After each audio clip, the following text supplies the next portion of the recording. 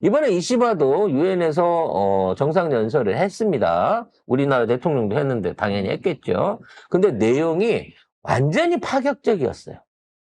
졸라게 반성한데 국제사회에. 지난 몇 년 동안 미국 등에 업고 반성이란 얘기는 다 입에 달지도 않았던 일본이 어차피 임기 한 달밖에 안 남은 이시바를 앞세워가지고 지금 국제사회에 일본이 했던 과거 역사에 대해서 참회한다. 참회라는 표현까지 썼어요. 네. 이시바 총리는 지난달 15일 종전 80주년을 맞아 전쟁의 참화를 되풀이하지 않겠다고 마음에 새겼다.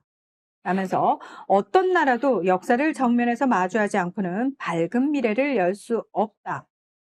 라고 이야기를 했습니다. 마음에만 새긴 거 아닐까? 응? 마음에만 새긴 얘는 새기고 그만둘 그냥 거니까. 그만두고. 그러니까 다음 그 새끼가. 총리를 위해서 이시바가 지금 이걸 낸 거예요. 이걸 뒤집어 쓴 거야. 이시바는 이렇게 얘기해놓고 이제 이시바가 아무래도 적이랑 그 펑쿨색자랑 손을 잡은 것 같아요. 펑크색자 되나요? 예, 그래서 펑쿨색자 쪽에다가 이걸 밀어주기 위해서 왜냐면 어떻게 봐도 사나이는 큰일 나게 생겼거든 이거는. 바보 손을 잡았구만. 근데 미친년보다는 바보가 낫다는 계산이 나온 거죠. 와, 진짜 어렵다. 네. 자, 미친. 걔들도 골랐을 게 객관식이 그 둘밖에 없기 때문에. 둘 중에 골라. 바보야, 미친년이야.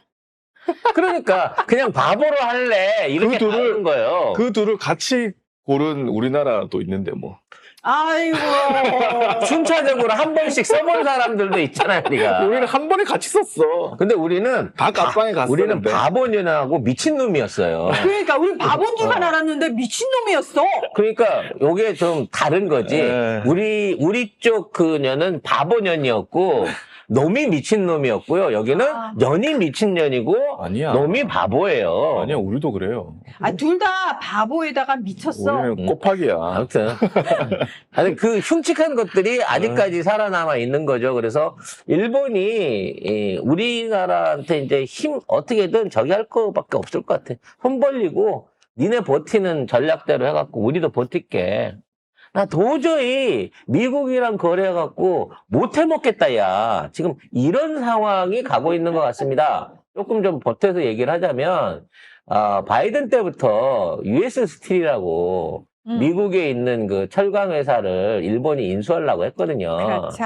근데 바이든이 못하게 했어요. 그렇죠. 근데 트럼프가 와갖고, 야, 그거 해. 그러면서 야 이왕 하는 거 지분 남기지 말고 깔끔하게 100% 다 해야 된다 라고 해갖고 이 회사를 떠넘겼어요. 큰일 났어. 그래서 이제부터 이제 이 회사를 이제 돈 들여서 구조조정도 좀 하고 없앨 건 없애고 투자해갖고 키울 건 키우고 이렇게 하려고 지금 구조조정을 들어가고 있는데 100% 인수를 하는 이 과정 중에 트럼프가 이상한 걸 요구했어요. 네. 황금주라고 하는 걸 요구를 했습니다. 네. 미국 정부가 일본 제철이 US 스틸을 인수하는 과정에서 트럼프 행정부가 안보상의 이유로 반대를 합니다. 그러니까 미국 정부가 발행한 황금주를 수용을 하고 2028년까지 110억 달러 투자를 하겠다라는 약속을 하면서 이 계약이 성사가 되거든요. 그러니까 그런데 100% 일본이 인수를 하는데 네. 한 주를 황금주로 해갖고 주겠다는 거예요. 그렇죠. 근데 이 황금주는 단 한 주로도 회사명 변경, 해외 이전, 공장 폐쇄 휴업 등 핵심 사안에 거부권을 행사할 수 있는 특별 주식입니다. 그러니까 돈은 지가 다 내고 한 주에다가 이사회 결정을 좌지할 수 있는 와. 거부권을 줘버린 거예요. 양아치네, 지금. 그러면서 뭐라 그랬는지 알아요? 그 일본 정부나 아. 그 일본 시민들을 설득할 때는 이거 요식행위라고. 그렇죠. 이거 사실 이런 거 쓸 일은 없을 거예요. 그리고 경영에 저희 관여 안 할 거예요. 절대 관여 안 해요. 라고 얘기를 했는데 지금 아까 얘기한 것처럼 US 스틸 자체가 일단은 뭐 세계적인 철강 회사긴 했으나 워낙 인건비가 높은 데다가 시설이 노후화돼 가지고 이제 제철, 그러니까 야. 고로 제철소를 하면서 이걸 일관 제철소로 운영할 수 있는 것만 남기고, 그러니까 쇳물 녹여서 철판 밀어낼 수 있는 데까지 일괄 공정을 할 수 있는 공장은 납두고, 그거 받아갖고 프레스만 누르는 공장이나 아니면 형광만 누르는 공장 이런 것들은 통폐합에서 없애겠다 이거예요. 그러니까 왜냐면 물류비도 있고 뭐 재료비도 있고 인건비도 있고 그것까지 다 살리기에는 기업 자체가 너무 방만하니까 그런 회사들을 없애겠다고 얘기를 한 거야. 그럼 없앤다고 하니 좋아하겠어? 그쪽 주민들이? 아니요. 노동자들 좋아하죠. 싫어요. 그래도 강행을 하려고 하는데 갑자기 트럼프가 끼어들어가지고 황금줄을 행사하겠다. 그냥 그대로 해. 이렇게 얘기를 한 거야. 그래서 지금 US 스틸의 미국 내 공장 가동 중단하는 부분에 대해서 저지를 했다라고 미국 정부가 밝혔고요. 이 황금주는 일단 트럼프 대통령이 직접 보유를 하고 트럼프 대통령이 퇴임을 하게 되면 차기 대통령이 아니라 권한이 정부 부처로 이관이 된다고 합니다. 웃기는 게 이 권한을 미국 정부에 준 게 아니라 트럼프 개인한테 대통령. 줬어, 이 아니, 황금주를. 근데 일본 제철은 20조 원을 들여서 샀는데 응. 지 맘대로 하늘 수 있는 게 아무것도 없어. 아무것도 없어. 20조 그래서 원 쓰고. 그동안에 미국의 US 스틸이 망한 그 영업 그대로 와. 가져가야 돼요. 생산비보다 생산비의 120% 비용을 들이면서 회사 경영을 해야 되는 상황을 유지할 수밖에 없는 거야, 지금. 네. 근데 이게 지금 일명 그래서 전문가들 사이에서는 어떤 얘기를 하냐면 트럼프가 말 그대로 국가 자본주의를 실시하고 있다라고 이야기를 하고 있는데 실제로 지난달 인텔의 지분 10%를 트럼프 대통령이 인수를 했죠. 그리고 엔비디아하고 AMD가 중국에 반도체를 수출하는 걸 허용해 주는 대신에 중국 매출의 15%를 정부에 상납해야 됩니다. 아니, 이러면 이게 사채지. 조폭이지. 조폭도 이렇게까지는 못할 것 같은데. 아니 그걸 이제 좋게 포장해서 국가 자본주의라고. 그거 그냥 조폭이에요. 보호료 뜯고 영업료 뜯고 독재국가도 이렇게 주류 나와요. 납품권 독점하는 거 와. 이런 건 조폭 양아치들이 하는 짓이라고. 이러니 누가 미국에서 투자해? 그 중국도 대놓고 그렇게는 안 하는데 미국은 대놓고 그렇게 해요. 그리고 굉장히 자랑스럽게 네. 내가 이거 했다? 이게 내 공이다? 야, 이 정도 되면 이거 자본주의도 민주주의도 아니야, 미국은. 독재국가, 그래서 독재국가, 사실은 진짜. 기업가들이 경악을 금치 못하면서 전 세계 기업가들이 와, 씨, 저 트럼프 저 또라이 새끼 미국은 절대 들어가면 안 되는구나라고 생각을 하고 있는 거죠. 그래서 일본 제철이 그나마 이제 뭐 일본이 세계 조강 3위 국가이기도 하고 또 일본 제철 자체도 세계 4위의 조강 회사이기 때문에 어떻게든지 이번 기회에 국제 경쟁력을 좀 갖춰보고 미국이 이렇게 보호무역을 하니 우리도 미국 내에서 생산을 해가지고 이제 미국 안에 일본 공장들 많잖아요. 일본 공장들 많이 있는데 그 공장들에 제공해야 될 철제 자재들이나 원료들 어차피 수입해서 관세 물고 가느니 미국 안에서 싸게 생산해갖고 조달해야지라고 했는데 이 꼬라지가 되면 그냥 회사는 망하는 거예요, 이제. 그렇죠. 회사를 돌리면 돌릴수록 매년 2조 원, 3조 원씩 적자가 누적되는 상황이라는 거지. 그러니까 그걸 그 일본 제철 기업 차원에서 해결할 수 있는 문제가 아니고 결국은 외교 차원에서 일본 정부가 해결을 해줘야 되는데 지금 일본 정부는 그럴 능력 자체가 일단 없고요. 그리고 애초에 이 일본 제철이 산 US 스틸이라는 거 20조라 그러는데 그건 이제 인수가로 20조를 그냥 들이고 처바른 것 뿐이고 실제 기업 가치는 빵원이에요.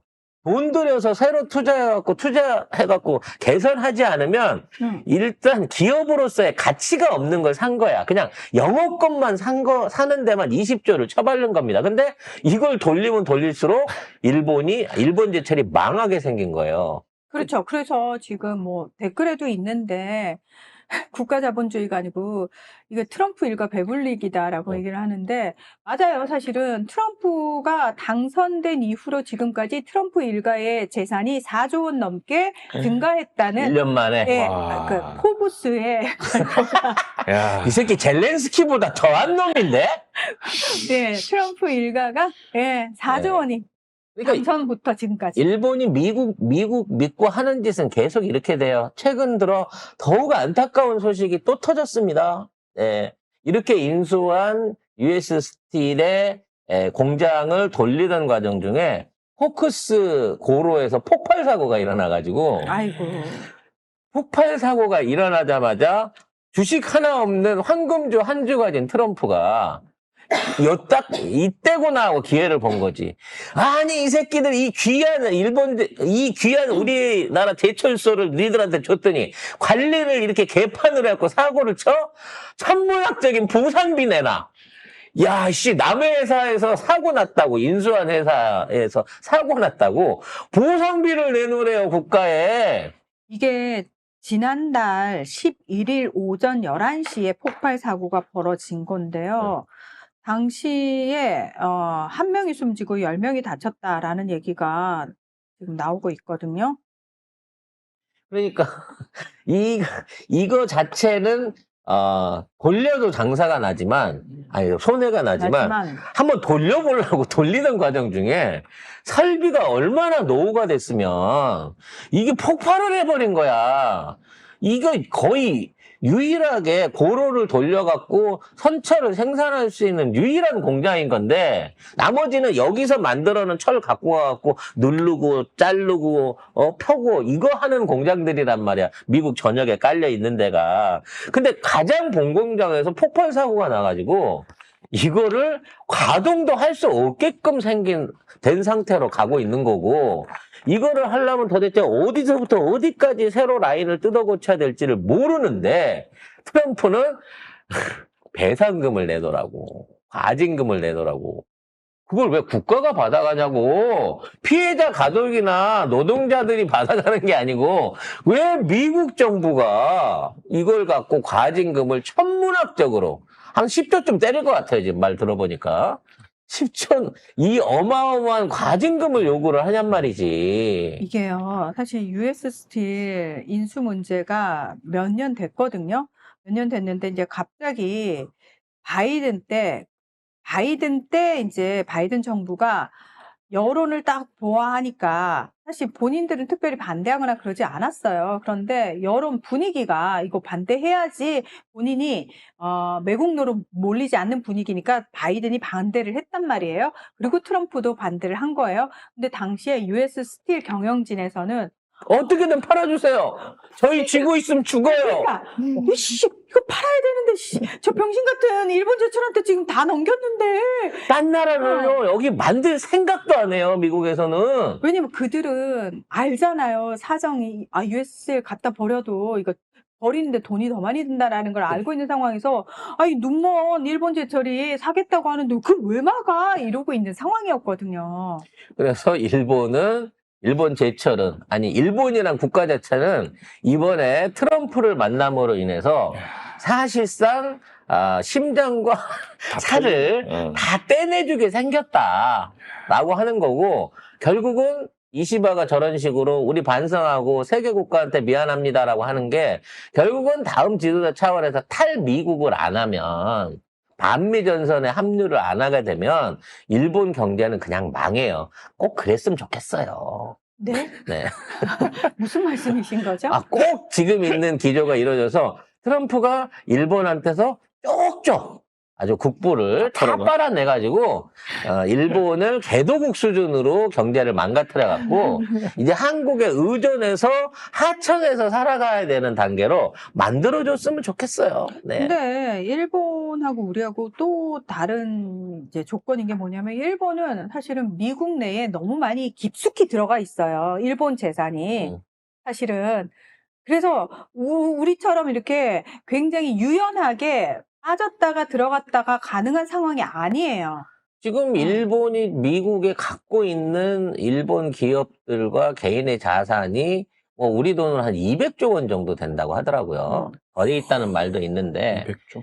그래서 이제 그동안 일본이 어찌됐거나 먹고 살아왔던 큰 이유 중에 하나가 이 자산들을 굴려갖고 미국 내에서 주식이 되든 현금이든 부동산이든 이런 것들을 굴려갖고 미국에서 일본으로 흘러 들어오는 이 매년 들어오는 돈들이 우리 돈으로 미국 돈 한 40억 달러에서 많이는 한 100억 달러까지 매년 해외 운영 수익을 통해 갖고 들어왔다는 거예요. 근데 미국 경기가 어려워지고 트럼프가 오고 난 다음부터는 사실상 이게 한 푼도 안 들어온다는 거야. 그러면서 협박을 하고 있는 거죠, 트럼프가. 이거 니네들 전범국이잖아. 니네 이거 우리 보상 차원에서 우리 이거 그냥 압류하고 몰수해버릴 수 있어. 실제로 그렇다네요. 전범국들이라고 하는 거는 나중에 정선국들이 요구했을 때 무한대로 배상해야 되기도 하고요. 만일에 전범국인 국가가 무장이라든지 또는 주변 국가를 위협했을 때는 선전포고 없이 공격해도 국제법상으로 무리가 아니랍니다. 그러니까 우리도 마찬가지예요. 우리가 전선국은 아니지만 우린 전범국도 아니잖아. 그러니까 일본이 우리나라의 무력적인 태도를 취하거나 위협이 될 수 있다고 판단되면 북한도 마찬가지예요. 언제든지 일본을 핵 공격을 하든 뭔 공격을 해도 국제사회의 비난을 안 받는다는 거예요. 아니, 이게 실제 존재하는 규정입니다. 그래서 일본 놈들이 무장해갖고 이렇게 개기고 막 하려고 하는 이유가 까불다가 한 대 쳐맞을까봐 저러는 거예요. 특히나 우리는 그래도 도덕적이니까 안 할 수 있지만 김정은 같은 경우에는 기분 나쁘면요. 아유, 무서워. 그냥 무궁화 꽃이 피었습니다. 찍습니다. 그냥 일본에다가. 그 옛날 책을. 그러네. 김진명 소설 이게 한 30년 됐나? 20년 됐나? 야, 아무튼 그럴 수 있는 국제적인 약점을 갖고 있는 국가가 일본이었단 말이야. 근데 지금까지 미국이랑 친하다는 이유로 얼마나 호가호위하면서 트럼프 손잡고 다니면서 큰소리 치고 다녔냐고. 근데 트럼프가 그 친했던 동생을 말 잘 듣던 호구를 지금 수술을 하고 있는 상황인 거예요. 따라서 이 수술이 성공적으로 끝날 수 있기를.